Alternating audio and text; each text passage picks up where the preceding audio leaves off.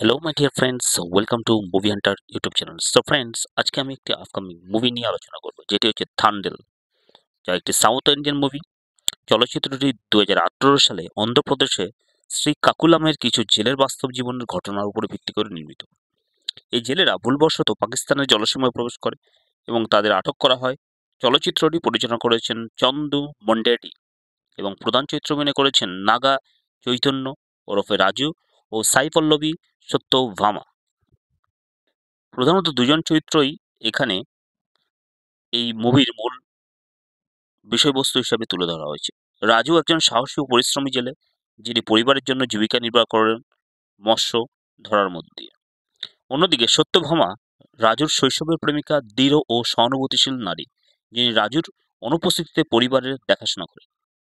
Movie শুরুতে শ্রী কাকুলামের একটি ছোট্ট মৎস্যজীবী গ্রামে রাজু ও সত্যভামার শৈশব কেটেছে সেই দৃশ্য দেখানো হয়। তাদের পরিবার পরস্পরের সাথে ঘনিষ্ঠ এবং সমাজে সম্মানিত।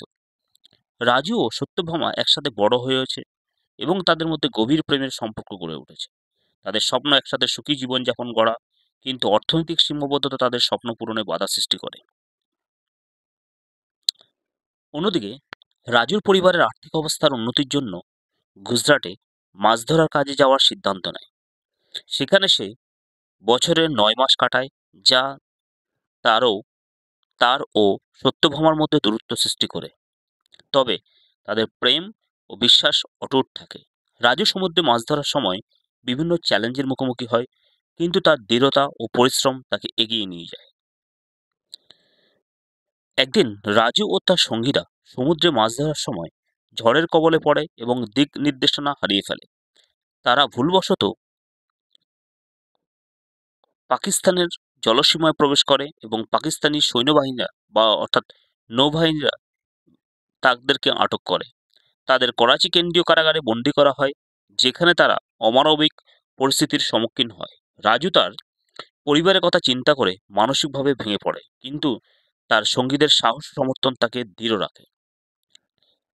রাজুর অনুপস্থিতিতে সত্যভামা অর্থাৎ তার প্রেমিকা পরিবারের দায়িত্ব গ্রহণ করে। রাজুর আটক হওয়ার খবর পেয়ে সে ভেঙে পড়ে, কিন্তু দ্রুত নিজেকে সামলে নিয়ে রাজুকে মুক্ত করার জন্য বিভিন্ন প্রচেষ্টা শুরু করে। সে স্থানীয় প্রশাসন, মিডিয়া এবং মানবাধিকার সংগঠনের সাথে যোগাযোগ করে, কিন্তু প্রাথমিকভাবে তেমন সাড়া পায় না। তবে তার দৃঢ়তা ও প্রেম তাকে এগিয়ে নিয়ে যায় এই কাজের ক্ষেত্রে। সত্যভামার প্রচেষ্টা ও মিডিয়ার চাপের ফলে বিষয়টি ভারতীয় সরকারের নজরে আসে। ভারত ও পাকিস্তানের মধ্যে কূটনৈতিক আলোচনা শুরু হয়, তবে রাজনৈতিক জটিলতা ও দ্বন্দ্বের কারণে প্রক্রিয়াটি ধীরগতিতে চলতে থাকে। রাজু ও তার সঙ্গীরা কারাগারে কঠিন সময় পার করে, কিন্তু মুক্তির আশায় তারা একে অপরকে সমর্থন করে।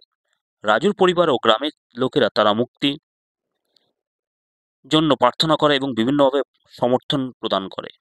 সত্যভামার দৃঢ়তা ও নেতৃত্ব তাদের অনুপ্রাণিত করে। তারা বিভিন্ন সামাজিক ও রাজনৈতিক সংগঠনের সাথে মিলে আন্দোলন গড়ে তোলে, যা সরকারের উপরে চাপ সৃষ্টি করে।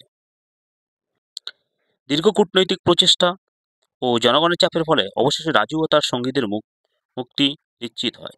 তারা তাদেরকে দেশে ফিরিয়ে আনা হয়, যেখানে পরিবার ও সমাজের লোকেরা উষ্ণ অভ্যর্থনা জানায়। রাজু ও সত্যভামার পুনর্মিলন ঘটে এবং তাদের প্রেম ও সংগ্রামের গল্প একটি সুখী সমাপ্তি পায়।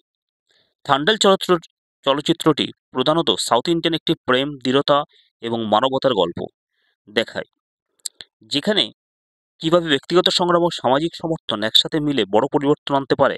রাজু ও সত্যভামার গল্প আমাদের শেখায় যে প্রেম ও বিশ্বাস সব বাধা অতিক্রম করতে সক্ষম হয়। মুভিটির সঙ্গীত পরিচালনা করেছেন দেবিশ্রী প্রসাদের দেবিশ্রী প্রসাদ